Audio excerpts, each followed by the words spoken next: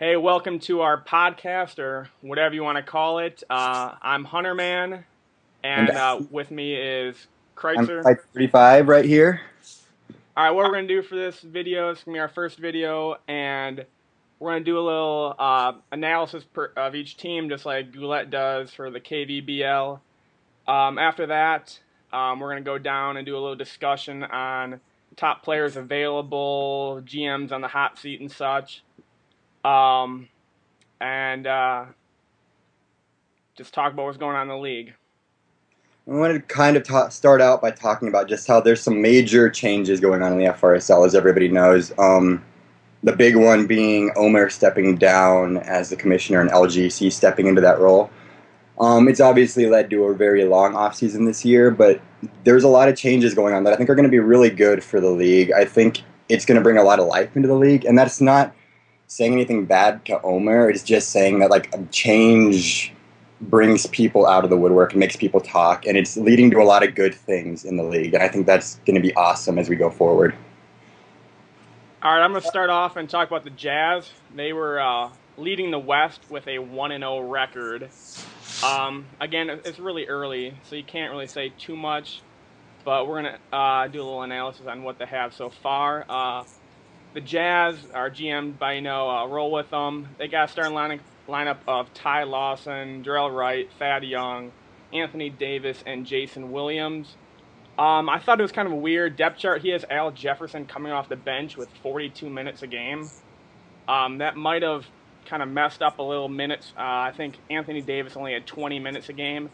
Didn't look like he was in too bad of foul trouble, so I don't really know what was going on with that. So you never know. With more games, we'll see if that evens out. Looking at their team, they have a pretty balanced lineup. The only problem I saw is they're going to have a cap situation coming up. I think they're even over the hard cap right now. They have Ty Lawson, going to be a free agent this offseason, so they might have to lose him because their backup Brandon Knight's making $11 million this year. So they might have some changes coming up. They have a good mix of veterans and youth. They have a couple first-round picks. We'll see that. Again, they only played one game. They beat the Lakers, who are, I think, 0-5. So who knows what's really going to happen with this team. More games will kind of give us more information. Yeah, it's definitely too early to really say about the Jazz with only one game under their belts against a team that's in the tank right now, but I still do think they're going to be a better team in the league this year, probably going to be one of the top teams in the West. And you can't really argue with a 1-0 record with that win being a 20-point win. True. I'm going to go ahead now and talk about the top team in the East, the Pacers, who are 6-0 and who have to be the favorite again to win it all this year. Drizzy's put together an amazing team, and quite frankly, there's not a lot of weakness here. Rondo right now, their starting point guard, is shooting 55%, averaging 8 assists and 6.3 steals, which is just ridiculous. Batum's putting up 26 points and 3.5 steals. So between Rondo and Batum, that's 10 steals right there per game. Batum does have a little bit of a turnover issue right now, but with how good of a team it is, it's not that big of an issue. Dwight shooting 57% for them with 23 points and 12 rebounds. Hickson's putting up 15 points and 10 rebounds. Dudley's putting up 15 points. He's not shooting the best, but you can't really complain about 15 points with one of your lower tier guys, one of your lower tier starters. And then they've got Cousins coming off the bench, putting up 10 points in 20 minutes. Like I said, this team just doesn't have many weaknesses. They're not the deepest team, but that top 7 is just deadly. If you want to beat this team, you might just have to hire a hitman and hope that somebody gets hurt, quite frankly. Yeah, when they got their second best player, Batum, second in the most valuable player rankings for the league, that's just crazy. Again, they got Dwight Howard, who's pretty much unstoppable with Rondo at point guard. They're pretty young, too. Again, the only problem that might hurt this team would be their cap situation. They have a lot of money tied up. So we'll see what goes on. Right now, this is a very good team, but the future might not be too bright as they run into some cap problems coming up. Yep. All right, next is my team, the Wolves. We're 3-1 in the West. Again, I kind of have some cap problems, too, that I'm going to have to deal with.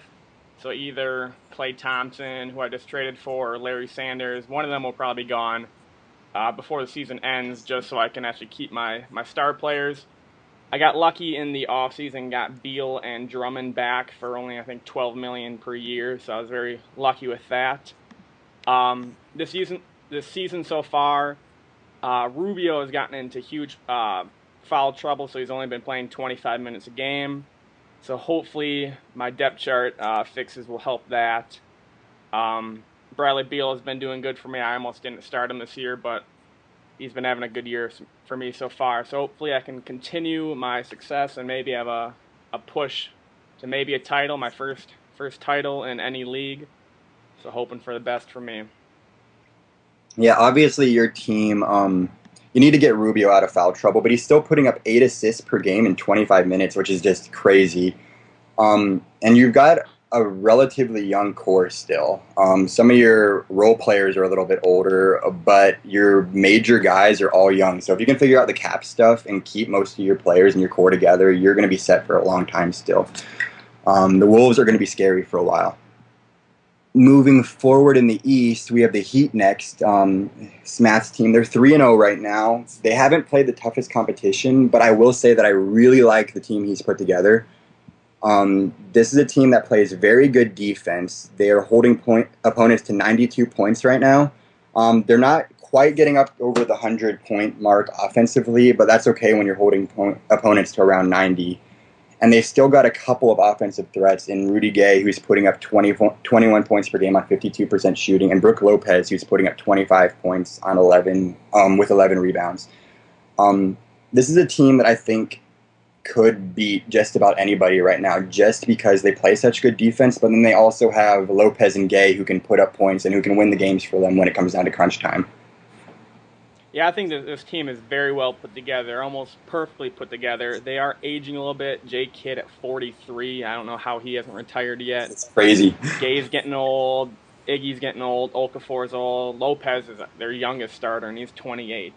So, yeah, I think they have a short window. Either this year or next year, they're going to have to make that push, or else they're going to have to start rebuilding. Next team we got is the Spurs, GM by Memphis X. Talking about old teams again, their starting lineup is Chris Paul, Dwayne Wade, Fareed, second Kevin Garnett, and Omer Ashik. I think this team is really put together for another title run, but how much longer really can they go? CP3 is 31, Wade's 34. One of their best bench players, Marion, is 38.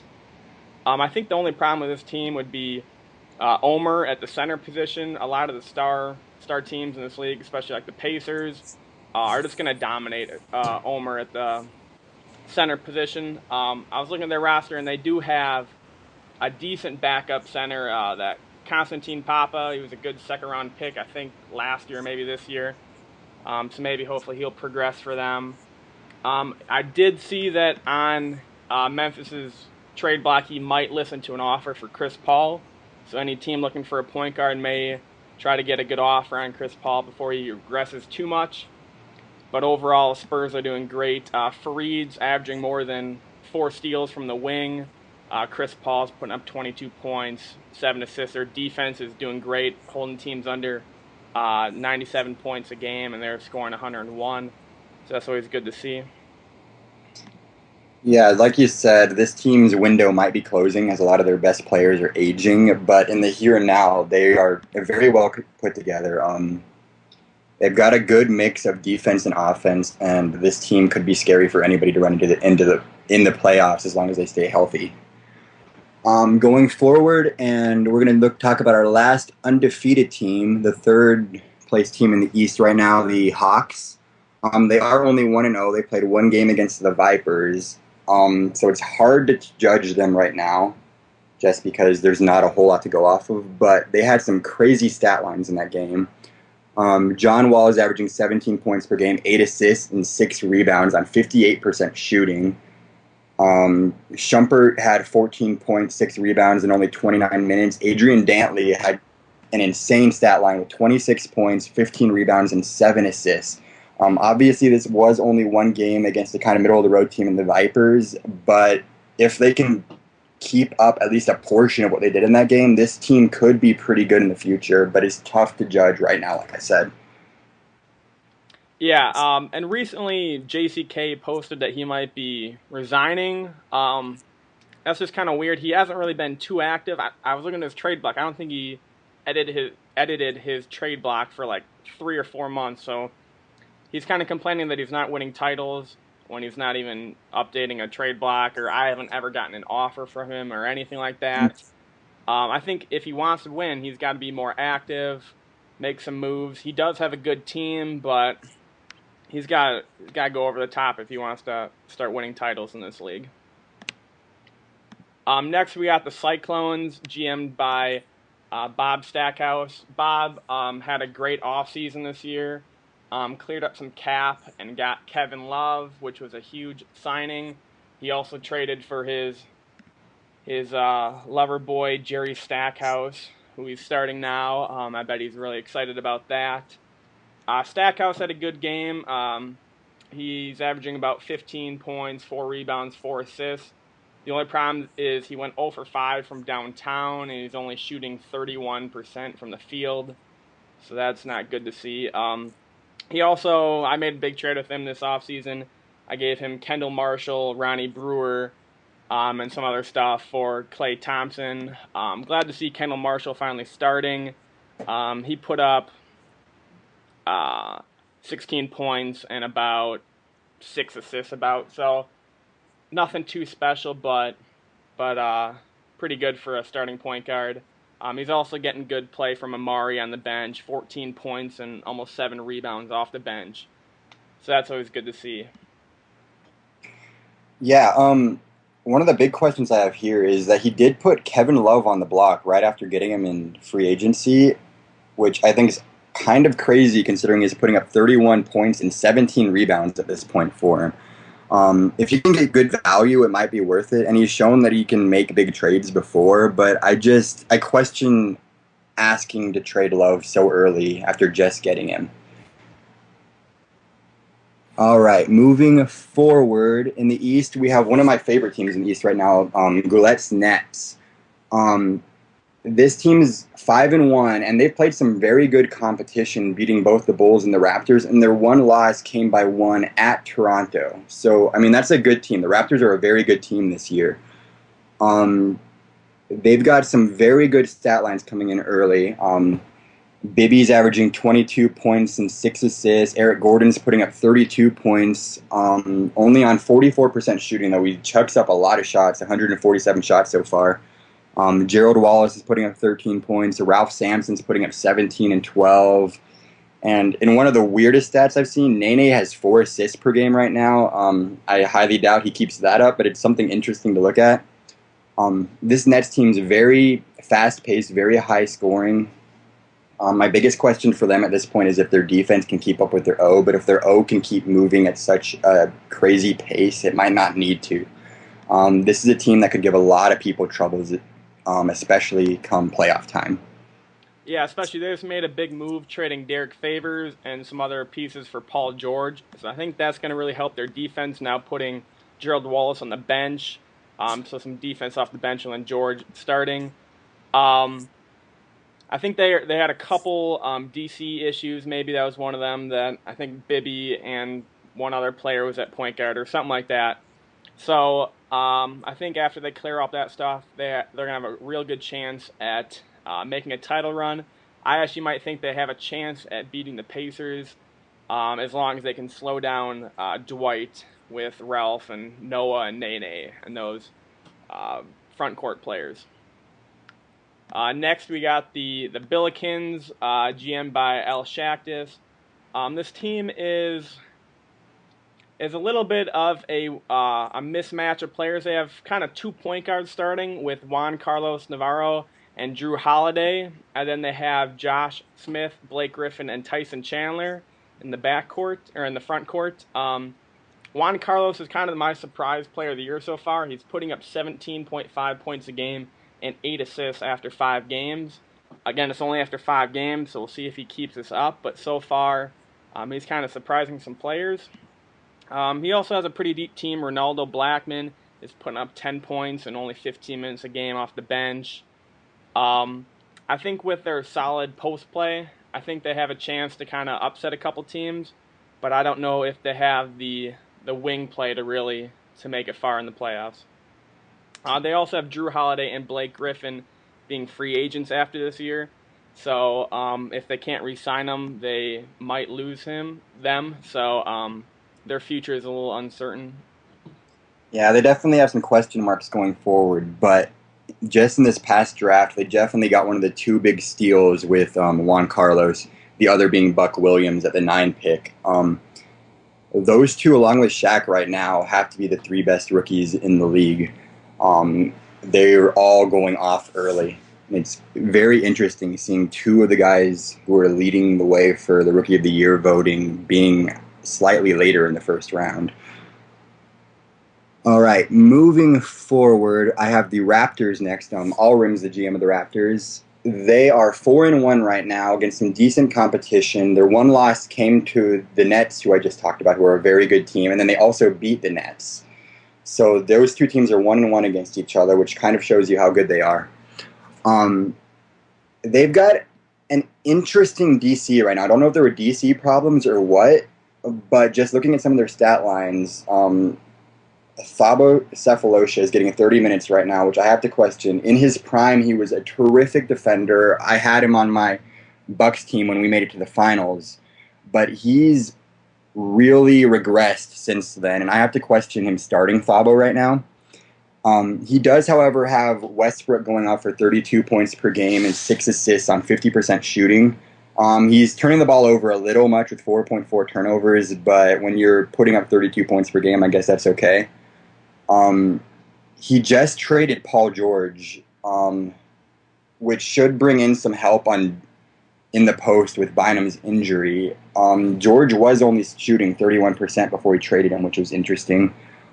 And then he also has Xavier McDaniel scoring 19 points per game with 9 rebounds, which is big. One of the biggest question marks, obviously, is Bynum's 50-day injury moving forward and how he's going to be able to survive that. He's got a solid team, but without Bynum, I don't know if he can keep it together. He should still be able to sneak into the playoffs and hopefully surprise some people once Bynum comes back, though. One of the other interesting things here is Mark Eaton. He's playing for 30 minutes. Eaton's a terrific shot blocker, but other than that, I'm not a big fan of him. I used to have him, and he just sat on my bench all the time. He's averaging almost 4 blocks a game, but he's also got 4 fouls. He's getting 12 rebounds, but he doesn't have the best rebounding stats, so I don't know if that'll keep up. Overall, he's not shooting that great, but he's holding opponents to 43%, so that's really how he's winning games, is with defense right now. Yeah, I found it really interesting that Mark Eaton's playing 30 minutes a game, 12 rebounds, just crazy in his minutes, and then the 4 blocks pretty much. My question is, after you traded Paul George, I don't remember him getting really a wing in the deal. So is that meaning Jeremy Lamb is going to be starting and Thabo at small forward? If so, that's going to be a pretty weak 2 and 3 position for him. Maybe he's going to hold on and make the playoffs, but I think a first-round exit will probably be likely in this case. Next, we got the Sonics, GM by Omer. His team of Mike Conley, Kelvin Nat, Quinn Volkner, Antonio McDyess, and DeAndre Jordan. Mike Conley is having a great start so far, 18 points a game, 8.5 assists, and 5 steals. He's 1-1 right now, so he's only played 2 games. So who knows if Conley can keep this up, but so far he's looking good. Kelvin Nat is also putting up huge numbers. He only averaged 12 points a game last year, and so far he's putting up 23 points a game and 12.5 rebounds. Another surprise is Antonio McDyess, putting up 21 points and 10 rebounds and 2 blocks. So overall, this team is really young. It's got a ton of cap flexibility. They only have 2 players making $10 million. So they have flexibility to make more moves, and they have a good future. I think they're going to make the playoffs, probably 6th seed, somewhere around there. I don't know if they can surprise one of the top teams in the East, but you never know with Omer at GM. Yeah, I really like what Omer has done with his team. He's got a very bright future. Might not do a whole lot this year unless he can make a big trade, which you never know with him. But going forward with all his cap flexibility and with a handful of very good young players, he's just got a very bright future as he looks down the road. Looking now at the next team in the East, we have Dornado's Bulls team. They're 2-1. They haven't played the best competition. Their 2 wins came against the Lakers and the Celtics, who are both tanking teams right now. Stats-wise, there's nothing amazing for any of their players. Durant's putting up 30 and 7, but we all know Durant can do that. They're putting up good points, but it's on a weaker competition. They're kind of in the position right now where they're beating the teams they're supposed to, and they're losing to the teams they should. They're kind of in the middle of the road, which is really what I'd expect out of them. I feel like this is going to be a better team than what they're showing right now in the future, especially as Donato figures out DC things. But in the here and now, they're kind of just middle of the road. Yeah, looking at their point guard situation, they have Eric Bledsoe making $15.8 million a year. He's only averaging 4 assists. I know he's a solid player. He's got good 1-9s and good steal and assist ratings. I feel like maybe the Bulls could make a move, maybe get Chris Paul if they want to make a push this year. Salaries would kind of match up. They'd finally have a point guard to run the team. Again, he'd be getting much older, trading Bledsoe for Chris Paul, and I don't know if the value would be quite there, but you never know. I think they do need to make a move if they want to be relevant. They do have some great pieces, though, but I don't think they have the complete team that they need. It is pretty great that Avery Bradley putting up 4 steals a game. He's playing good in his limited minutes, only 28. But next we got the Thunder. They got a lineup consisting of Kyle Lowry, Tony Wroten, Chase Budinger, Keith Van Horn, and the mainly Rookie of the Year Shaquille O'Neal so far. This team's lineup is kind of a mesh of random pieces. I'm not a big fan of Kyle Lowry at the point guard. Tony Wroten, who's usually a point guard, he's playing to him at shooting guard. Budinger is playing out of his mind right now. I don't think he can keep up his 24 points a game. Having Keith Van Horn at power forward, he is putting up 18.8 points and 11 rebounds, but I don't know how Keith Van Horn is going to hold his own against the elite power forwards of the league. He only has a 4-post defense, and I can't see him stopping anyone. Shaq's probably doing help side like crazy. I'm surprised he's not in more foul trouble than he is. They are a young team. I do think that they need to make some moves. They have Shaq, so that's always good. Shaq's putting up 23.8 points a game, 12 rebounds. He's shooting 55% from the field, and just like Shaq, he is shooting 44% from the charity stripe.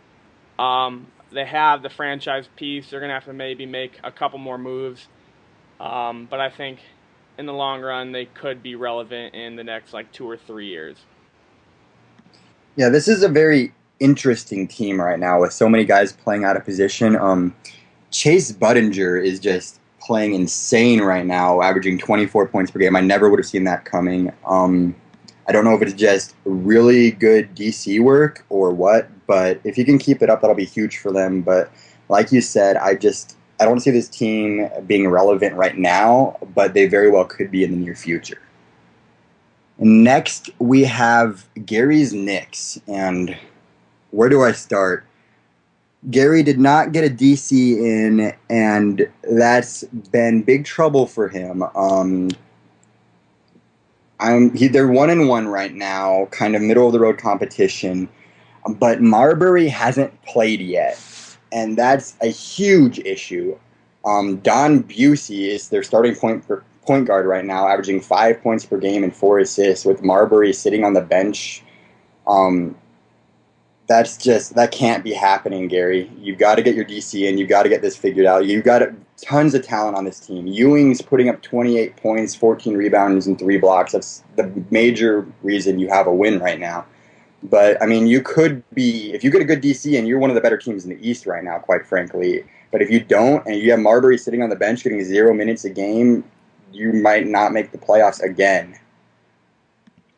Yeah, and you really don't have much of an excuse. We see you online a little bit. It's not too hard to make a depth chart. You have a lot of the same team as last year. Now you got Sullinger, you got Marbury. You can add those guys. And Sullinger is only playing 7 minutes a game. So you got to have him in. Gary has to get higher than the top 5 pick, or else he loses that pick.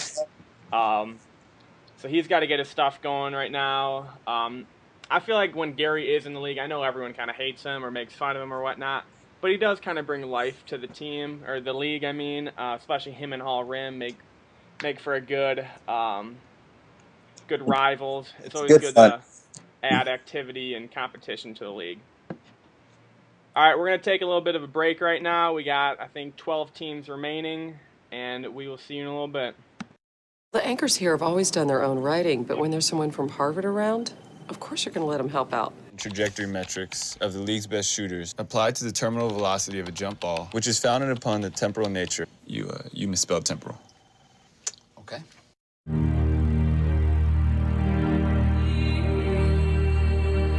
The desire accomplished is sweet to the soul.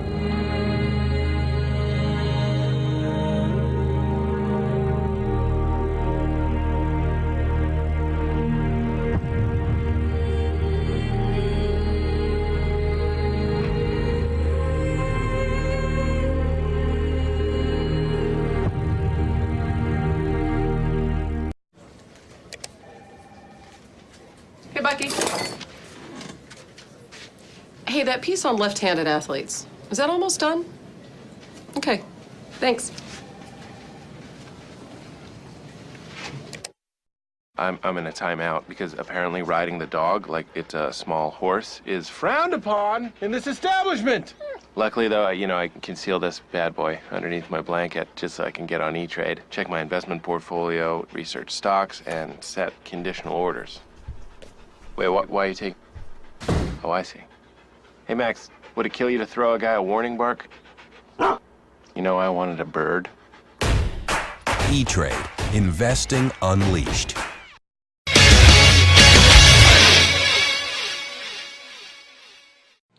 All right, welcome back. Hopefully you enjoyed those commercials. Hopefully I did edit them in. My idea was having commercials in, so hopefully I got that. So we're going to start right back in. I'm going to start with the Nuggets. They're 1-2 right now. They were the lucky winners of the Derrick Rose sweepstakes. They traded Jerry Stackhouse, Jerome Williams, some other stuff, and 2 first-rounders.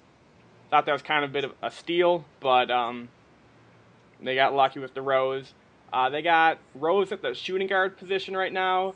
They also traded a couple young pieces for Paul Millsap. They have him starting. Also, they have Vladimir Andreev.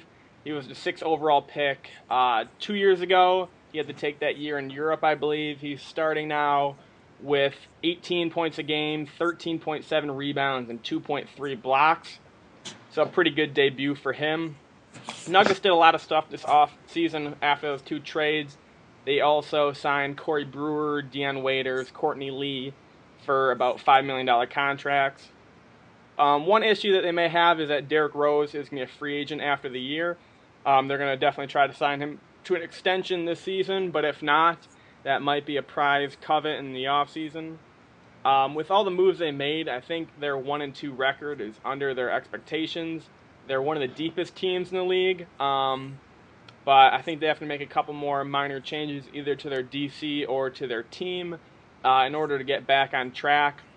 They are giving up 110 points a game, so maybe some more defense. They are scoring 103, so that's pretty good.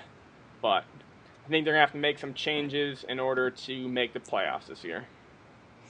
Yeah, I'm expecting the Nuggets to get a lot better in the near future. They've got a very good team. A 1-2 record is a little bit surprising right now, but it is early, and they might need some DC tweaks. Between Derrick Rose and Vladimir Andreev, or however you say it, this team should be very good moving forward. I expect Rose's assists to go up a little bit. He's averaging under 7 right now. I expect a little bit more out of him. But Andreev right now is shooting 58% from the field, which is just great, especially for a rookie player. As I said, I'm expecting them to improve a lot going forward. Their defense, I'm expecting to pick up a little bit. Moving forward to the East, we have the 76ers now, who are 2-2. They've played kind of middle-of-the-road competition, some good teams, some bad teams, which kind of explains their 500 record right now. Luol Deng is having another good season for them, averaging 28 points per game with 3 steals and 5.5 rebounds. He's only shooting 43% right now, but I expect that to go up, which might also raise his points per game.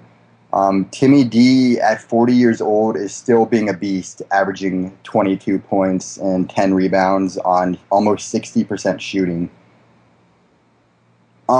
This team is also one of the best defensive teams in the league right now. They're giving up less than 90 points per game right now. It'll be interesting to see if they can keep that up. They might need a little bit more scoring as they're holding opponents to so low, but they're still only a 500 team right now. But I do expect them to be a better team going forward as we get more games under our belts. Yeah, they do have 6 players averaging double digits in points, but again, all those combined, I think they're only like 6 or 7 deep in their rotation, so they might need to get a little deeper. Bowles only averaging 1 point a game with 21 minutes. I think they need a little bit more scoring, maybe trade their depth, maybe a pick. I think they only have 2 picks. They have one of my picks, but so I think they need some more scoring. They have a great defense, so they have a good base, so that's always good. Next, we got the Colonels, GM by SCDN. This is one of my favorite teams in the league. They're 2-4 right now, but I think one of those reasons is they didn't put up a DC yet. They have John Stockton, who's one of my favorite players in the league.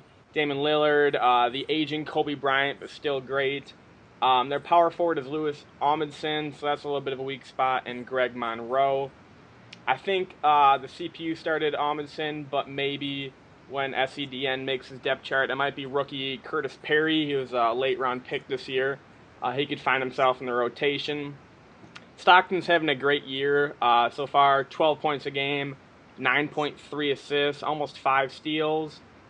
He's kind of my perfect point guard right now. His assist and steal ratings are off the charts. Pretty good 3-point shooting efficiency, pretty low usage. That's one of my favorite things in a point guard, low usage. His defensive 1-9s might progress better, and then he'll pretty much be unstoppable. Lillard is a great shooting guard next to Stockton. Between them, they're averaging 16 assists and almost 7.5 steals. So between those two guards, they're putting up huge numbers. Kobe is still thriving, 28.8 points a game for a 38-year-old. They're going to be praying that he doesn't retire soon because they don't really have that solid of a backup small forward. So maybe this offseason they might need a mid-level exception, small forward. Also, I think they need a better starting power forward if they want to be a contender. But again, a trade or two might give them a veteran piece that makes them go over the edge. Yeah, Stockton's definitely kind of the blueprint point guard. He's what you want in your point guard. Low usage, amazing assists, and he plays defense. That's awesome, especially being such a young guy. And I really like this team's mix of young and old. They've got very good young players, but they've also got very good old players with Kobe. Going forward, they should be able to stay relevant even as they see some of their guys retire, just because they have good young players as well. And I think that makes this a very interesting team, and they're going to stay interesting for a while as long as they make good moves. Looking at the East again, we now have KJ's Pistons, who are 2-2. This is another team that's beat the teams they should be and lost to the teams that are better than them. One really interesting stat about the Pistons right now is they don't have any players averaging more than 4 assists per game. That's something that I personally really don't like going forward, but they're still doing well despite that. Personally, I feel like you need a good point guard to have a great team. They don't really have that right now, but they do have Gallinari right now, who's averaging 19 points and 7 rebounds, which is great. And then one of the steals of the draft, arguably the second best player in this draft behind Shaq, who they got with the number 9 pick, in Buck Williams, who's currently putting up 22 points per game and 14 rebounds, which is, I mean, it's really close to the same stat line that Shaq is putting up currently. as the number 9 pick, that's just crazy. They definitely need to find a better passer to get the ball to these guys, and they need a little bit more defense. But outside of that, this is a pretty well put together team right now. Yeah, in their depth chart, they have splitting time between Damon Stoudemire and Greg Anthony. They're both about 20, 24 minutes a game. I think either they got to choose one point guard or trade for an upgrade or something. I don't think that splitting is really helping them out. They do have 6 first-round picks in the next 2 years. They are going to be late picks because it's the Pacers and the Raptors. But they have the pieces in order to do some trades if they'd like, or else if they're going to stay young, draft some good players. Overall, they do have some good young pieces. They only have one player over $10 million contract, so they have some good flexibility with that. So overall, I think they're set up for the future really well. They just have a couple question marks that they'll need to get answered. Next, we got the Grizzlies, the home of LeBron James. They also drafted Chris Webber, I think 2 years ago. It's kind of a unique team. They have tons of talent, but it's not really talent that meshes well, in my opinion. They have Tony Allen, who's a great defensive player, but I think he's on the second year of a minimum contract, so he's going to be a free agent at the end of the year. If the Grizzlies don't feel like they're going to make the playoffs, it could be smart for them to move some pieces to a contender for a late first or cap flexibility or something. Again, Ersan's a free agent. Jeremy Lin has a huge contract, making $14 million a year. I'm not sure if they put a depth chart up, but he's only averaging 12 minutes per game for a point guard who isn't really doing so well. You might want to think about trading him. Lin has some good 1-9s on defense. I think they're straight 7s with a good steal rating of 70 and a 59 assist. So if he's looking to go elsewhere with Jeremy Lin, I think there might be a lot of teams wanting a different point guard. If he didn't put a depth chart and he is wanting to go forward with Jeremy Lin, then I guess that's fine too. But again, if you don't have a depth chart in, you're definitely going to want to get one in soon. Yeah, there's definitely a lot of talent on this team, but like you said, it just doesn't work well together. I think they need to make some moves, and soon.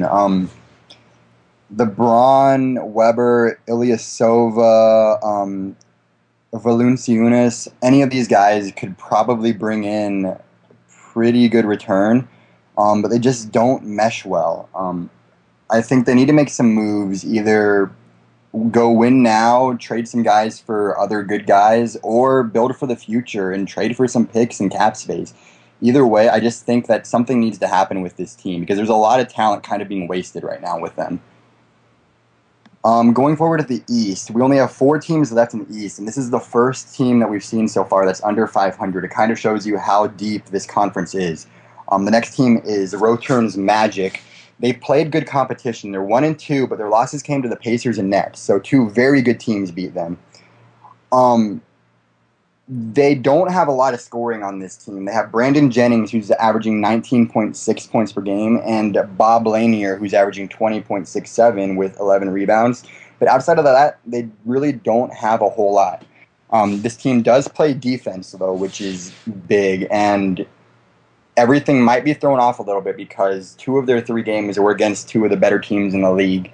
So they might be a better team than what they're showing right now, but it's kind of hard to tell at this point. And I'm not a huge fan of this team, to be completely honest. Yeah, it is a young team and such, but whenever your team is led by your point guard in scoring, such as Brandon Jennings, I know Jennings is a scoring point guard, but you're definitely going to want to put another scoring wing beside him. I think he might have thought that Kevin Martin would put up more points. He's coming off the bench. He's putting up 11 points off the bench, so that's pretty good. So if he is looking for more scoring, he might want to look and put Kevin Martin in the starting position, seeing what happens there. Again, he does have pretty good defense, Leonard, those types of players. He probably won't want to get a little more out of Derek McKee. He's only averaging 2.6 points a game in 26 minutes in his starting role. So some minor tweaks in here. He might make the playoffs on the 7 or 8 seed. He does have 2 first-round picks this year, so He has that. Kevin Martin, I noticed, is making $17 million. So for a bench player, that is crazy. So you might want to move him for an expiring. He might have a team option next year, so who knows if he'll take that. So there are a couple question marks going into next season. Next, we got the Outlaws at 1-3. This team has Allen Iverson, a player who I was really high on going into his draft. I was looking to trade a ton of pieces to get him, but that's when I got Ricky Rubio, so I'm definitely happy with that. I think Iverson may be more fun to have than he is useful. He's putting up 18 points a game, 7 assists, 3.5 steals, but he's not really a true point guard. His other wings of Joe Dumars and Billy Owens are doing pretty good. Dumars is having 4 turnovers, so he's having more turnovers than Allen Iverson, who's having 3.5.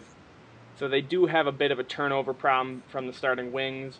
But maybe with a depth chart change, that might be fixed. Again, it's only, I think, 3 or 4 games into their season, so it's a little too early to tell. They only score 85 points a game as a team. Their defense is holding them to 94. So I don't know if it's a slow pace, but with Allen Iverson, I don't think a slow pace will really benefit him, obviously. Looking at their team, they really don't have anyone that jumps out at you. They don't have a player making over $9 million, so they probably do have some cap space. I don't know if they or I think they're league owned, right? Kreutz? I'm not sure. They might be. Okay, well, if they aren't, they should have made some moves in the offseason with free agents that could have really helped them. They're a young team, so they are rebuilding. Other than 2 players, I don't think they have anyone over 26. So that's promising. But I think a top 8 pick and maybe a big-time free agent pickup next year, they might become relevant again. Yeah, I'm not a big fan of this team just because they're more or less building around Allen Iverson, and I don't think that's a player you want to build around. He's a good player, but he's so high usage for a point guard, and he doesn't shoot well. He's shooting 34% right now. He only has 45 2G percentage and 33 3G percentage. That's not good for a guy who's got an 89 2GA. He is still putting up the 18 points per game and the 7 assists, but when he's shooting half of your team's shots, that just can't be happening. He needs to be either shooting less or putting up more points right now, and it's just not going to work out unless he has some major progressions in the near future. Moving back to the East, we have the Vipers now, Chile's team. They're 1-3, but as we've kind of seen with a lot of the lower tier East teams right now, their competition's been very good. The East is so deep that even the teams that aren't doing good right now are playing very good teams, and that's why their records are low. They're 1-3, but they've lost to the Pacers twice. Kind of some interesting stuff going on with this team. They have Steph Curry, who I'm a big fan of personally. He's another high-usage point guard, I know, but they haven't really built around him, which I like. But he's only averaging 9.25 points per game right now on 34% shooting, so that needs to get picked up. And it might just be because it's early in the season, but Curry needs to kind of come around for them. He's also averaging only 27 minutes per game. They're choosing to start Theodoros Papaloukas instead at the point guard, and he's not having the greatest season either with 8 points and 5.75 assists. I think they kind of need to pick one or the other and stick with them. Harden's having a great season for them again, 31 points per game with 3.5 assists and 4 steals. Hibbert's averaging 16.5 points, almost 11 rebounds for them, so that's very good. They need to pick up the defense a little bit. They're allowing 118 points per game, but again, they played the Pacers twice, which could be a big reason that they're giving up so many points per game at this early stage in the season. And like I said, they really need to figure Steph Curry out because he's too big of a threat to only be averaging 27 minutes and only be putting up 9 points per game. Yeah, I think this might be the case of it being early in the year. They have some pretty good front court defensive players. Ibaka's averaging 2.5 blocks off the bench. Hibbert's not even averaging 1 block. He has a 63 block rating, so maybe as the year goes on, he'll get some more blocks. I think their defensive issues come from their point guard position, Curry and Papalukas. I think they're starting, Andrei Kirilenko. He's getting a little old. He's not what he used to be. So overall, I think they have a couple good pieces. They're kind of in that awkward stage of kind of old, kind of young, 8-seed type team. I think they have to find a direction of their team and go with it. Getting stuck in the middle is never good for the future of the team, just like in the Milwaukee Bucks of real life. Mm-hmm. All right, next we got the Blazers, the 0-2 Blazers, GM by Kevin Blazer. They're led by Baron Davis, putting up 20 points a game, 5 assists, 3.5 steals. But as I noticed, he's been talking about wanting to trade Baron Davis. It's an extremely young team. The average age of their starting lineup is 22.5 years old. They do need to re-sign Terrence Jones and Thomas Robinson at the end of the year. Andres Biedrins is making $13 million a year for the next 4 years. I don't know how he got that contract. And he's only averaging 6 minutes per game. Going back to Baron Davis, he is only shooting 37% from the field, but his 0.5 turnovers per game while playing 36 minutes is pretty incredible. I'm not sure why he's wanting to ditch Davis so quickly, but to each his own. There's probably going to be a lot of teams, as we've talked about, in need of a point guard. So I bet he could find a trade partner pretty easily, and they would jump all over this deal. Yeah, this team really needs to figure out their offense. They're only averaging 77 points per game right now. The only person who's scoring a decent amount of points really is Baron Davis with his 20 points per game, but that's on, that's on 37% shooting, so that's not the best. I think the key to having Baron Davis is limiting his shots because he does not have a good 2G percentage, but he could be a good point guard outside of that. He's not the greatest defender either, but he's young and he should hopefully progress well. So I think there might be a good future for him, and you could probably find a pretty good trade for him if he is looking to trade. But again, outside of him, this team doesn't have a whole lot that interests me at this point in the season. Going to the East, we're now in the Offers in the East. We have the Celtics who are 0-2 right now, LGC's team. This team's folding in the tank. They don't really have any stats worth even mentioning. There's another team that doesn't have anybody who's averaging more than 4 assists. Nobody has more than 13 points per game. They're averaging 16 turnovers per game and only forcing 8. This might be the early favorite for the number 1 seed this year. Or not the number 1 seed, but the number 1 pick in the draft, excuse me. They don't have much talent. They're, quite frankly, in full tank mode. LGC wanted it that way, and he's made it happen. Something worth noticing is they don't have their first round pick this year. They do have the Spurs, Nuggets, and Blazers, but they do not have their own. And even if they were tanking, they have old players, or not really old, but at least not really potential players, like Kemba Walker on a big contract, Bogut on a long contract, all these players who aren't really rebuilding material, so I don't know if they are trying to make the playoffs with just a very low to mediocre team. I think if they want to keep tanking, they're definitely going to need to get their first round pick, or else that is very foolish of them. So that's all I got for the Celtics. The last team in the West is the Lakers, GM by Jerry West. This team is pretty mediocre. I don't think they had a DC sent in before the sim. I think they got it in a little too late.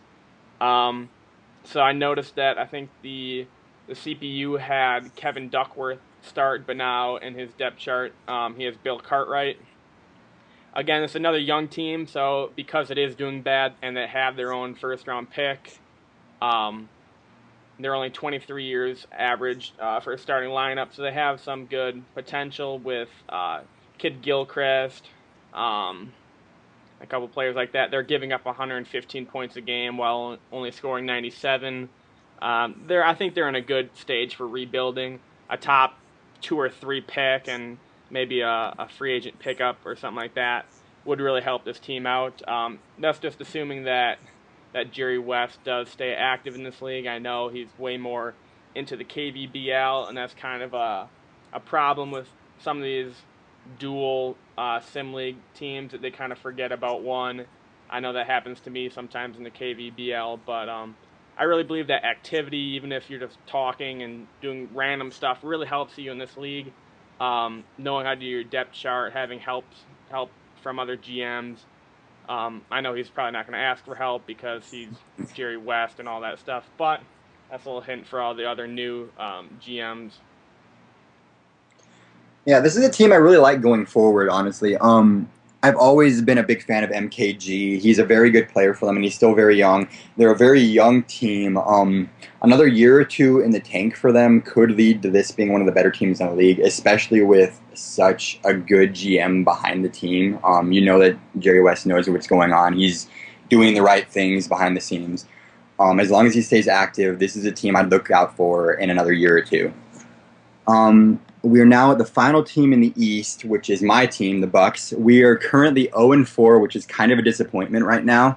I've been tanking the past couple years, but to be completely honest, I'm not terribly worried about the 0-4 record because I played very good competition so far, as has been the case for a lot of the lower teams in the East. I've lost to the Pacers twice, and one of those losses was only by 2. I'm the team that's played the Pacers closer than anybody else despite my 0-4 record, so I'm kind of proud of that. I wish we could have stolen that game, but I've got some good stat lines coming in early, with Steve Smith averaging 18 points per game on 51% shooting, along with 5.75 rebounds out of the shooting guard position and 3.25 assists. So pretty good across the board for Steve Smith. And then George McGinnis is averaging 25 points per game and almost 14 rebounds. So those two are playing very well for me. I'm a little worried about my bench right now because I thought one of my team's biggest strengths was my depth, but my bench hasn't really done much early on. I'm making some big changes to my DC going forward that will hopefully help, and as I see some easier competition, hopefully I'll get back into this. I still think I could be a playoff team, but as we move forward a little bit, I'm going to have to decide if I want to go for it or if I want to try to tank one more year away. Yeah, looking at your team, you really have 3 really good pieces going forward. Rod Strickland, I don't know if he'd be the point guard of the future, but he is a very, very solid point guard. He's averaging 4 turnovers, so that might be an issue, but you said you're doing updates on your DC. Steve Smith is a very, very good shooting guard, and then again, George McGinnis is a really good power forward to kind of build around. And you have the veteran JaVale McGee. It's kind of weird to call him a veteran, but him at the center position. Again, yeah, your depth, maybe Greg Ostertag. You should probably get a different power forward maybe next offseason with that.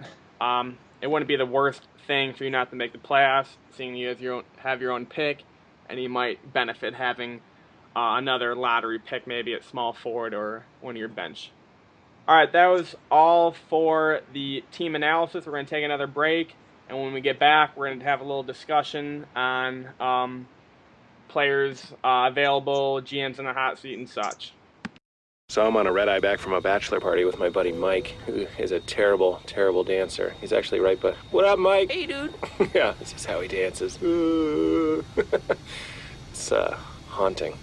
Anyway, while I was away, the E-Trade machine, thanks Martha, worked its techno magic, triggered my stop-loss orders, saved me a pant load. Please fasten your seatbelts. Dad? No, Mike, that's the pilot. He's making an announcement. Dad? Ugh. Upgrade to first-class investing technology at E-Trade. So what does GPS say? Can't trust those things. Why not? Because they're We're not. not lost, all right? I don't know where we are right now. Look out!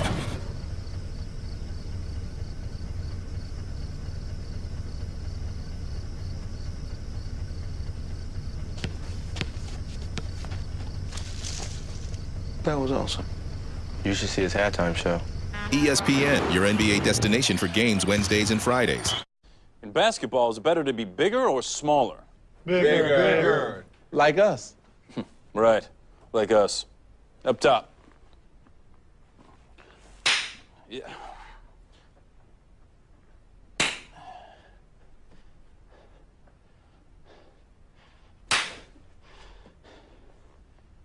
It's It's not complicated. Bigger is better, and AT&T has the nation's largest 4G network. All right, welcome back. We're going to do a little discussion right now. Our first topic is the top player available on the trade block.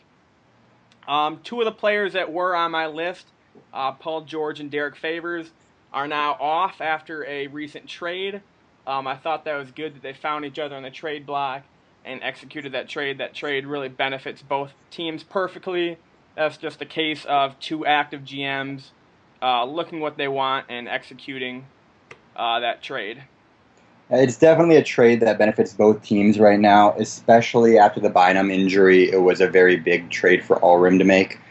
And it's not the biggest trade we've seen in the league, obviously, but it does involve two very good players, so it's a pretty big trade also. Some of the other players that are mentioned on the trade blocks, again, I just kind of looked at all the trade blocks, and if you mentioned players, I kind of wrote that down. I don't think this was in his trade block, but it was in the discussion. Baron Davis from the Blazers.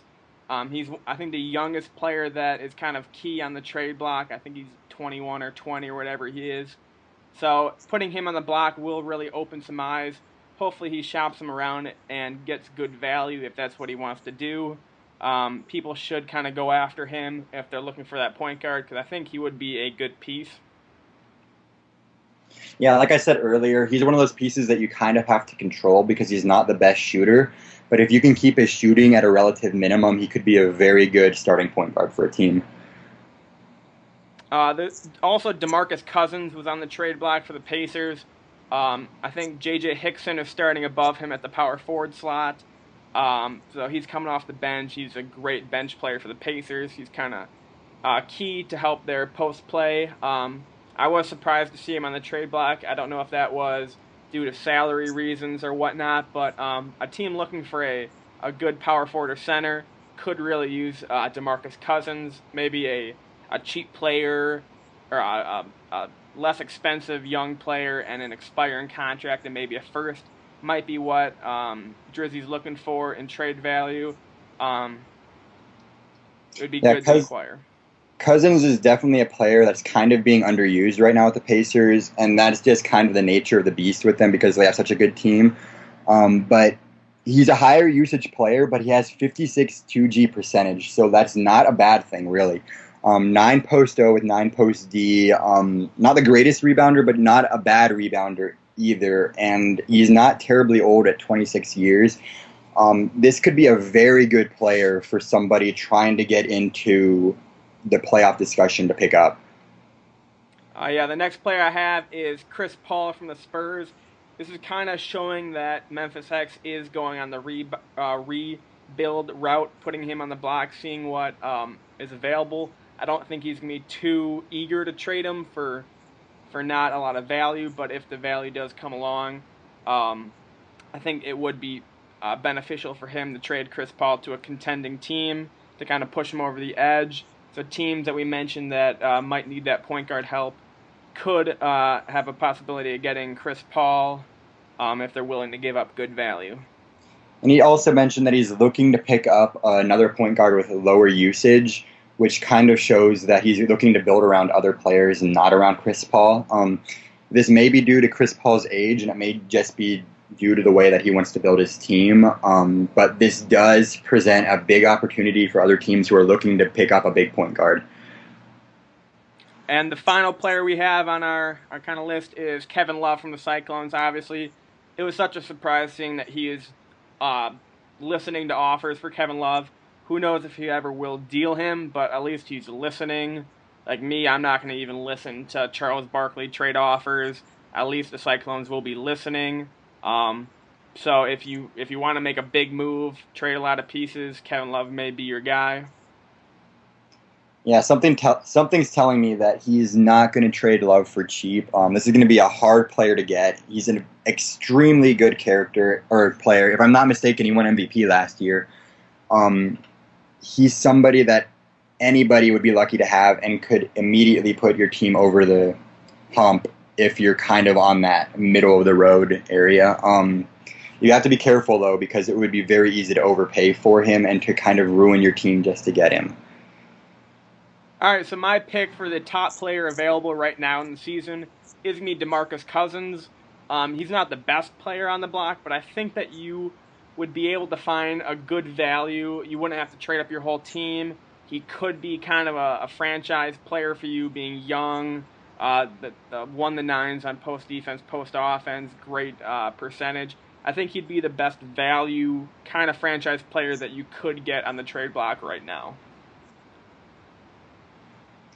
Love is obviously the best player available right now, but I have to agree that Cousins would probably be the best player to go after right now, because I think you can get him for the best value at this point, especially for a team that has cap, because I'm thinking Drizzy's probably looking to clear a little cap space for him.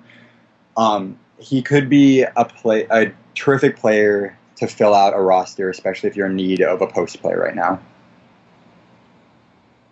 All right, next topic we're going to discuss is the GM on the hot seat. Who do you have on the hot seat, Kreutz? My major GM that I have on the hot seat right now has to be Gary. I mean, he comes in here and talks a big game, but he doesn't get a DC in. He's got a terrific young roster right now, but without that depth chart, he's just struggling, and he's going to continue to struggle. And if he doesn't get a depth chart in, he's not going to make the playoffs again, and he can't afford to do that. This is a team that should be one of the top 6 teams in the East right now, and a very deep East. But as of right now, he's sitting at 500 and is really not looking that good. I agree. Gary literally needs to do better. If he has that top 5 pick again, I think it's forfeited. I think that was the rule, because he has had a top 2 pick the past 2 years with Marbury and Ewing. My pick, though, is going to be Memphis X. He has an old team. His window's closing. It's not necessarily a hot seat of him like doing bad. It's just him on the hot seat that he has to perform now, or else there won't be a while that he'll be back in that contention. Some other teams that aren't putting out depth charts, you can kind of also put them in the hot seat. If you guys aren't being active, I know a couple other GMs who might want to get in the league. So if you're not being active, there is a possibility for you guys getting replaced, and that's kind of the ultimate hot seat. The last topic we're going to talk about is a late round gem from this past draft. We're going to kind of consider that after like the 15th pick to be a late round gem. Kreutz, who do you have for that? I think Juan Carlos Navarro has to be the big one right now. He was the 16th pick this year to the Billikens. And as we mentioned earlier, he's quite arguably one of the top 3 rookies this year. He's averaging 17 points per game and 8 assists per game at this point. A very good pick for the Billikens. Yeah, some other late-round picks that are getting good minutes right now. Tony Robertson, who went 23rd to the Blazers. He's playing 32 minutes, only averaging 2.5 points, 4 rebounds, 2 steals. Curtis Perry went 22nd to the Colonels. He's playing 27 minutes, 5.8 points, 6 rebounds. I also noted that maybe he'd get a starting nod once they put their own depth chart in, so maybe those numbers will jump up. And the final one was Jim McMillan. He went 24th to the Jazz. He's playing 14 minutes, 4 points a game, 4 rebounds, 2 steals. That's pretty good for his minutes. But my pick for the late round gem would be Juan Carlos Navarro for the Billikens. Yeah, I also think it's worth noting Buck Williams. He wasn't really a late round pick because he was picked in the lotto at number 9, but this is a guy who is probably the second best rookie this year. He's putting up 22 points per game and just short of 14 rebounds per game. That's really close to the stat Shaq's putting up right now. As the number 9 pick, that's a very good steal right now in this early season. Yeah, I think that really benefits the people scouting well and finding good talent. If you have the number 9 pick, you can definitely find good steals. I remember back in version 1, I had Linos at like the 8 pick, and some other top or like 8, 9, 10 picks can really be star players if you do your scouting correctly and find that good value. All right, that's all we got for this episode of our podcast. Hopefully you enjoyed it. I think we're going to be coming out with one later on during or before the playoffs. So good luck to all you and all your teams. And we'll see you later. And if any of you guys have any ideas or anything for us to make this better, please feel free to share them with us. We're always open to your opinions and your ideas, and we want to make this as good as we can for everybody.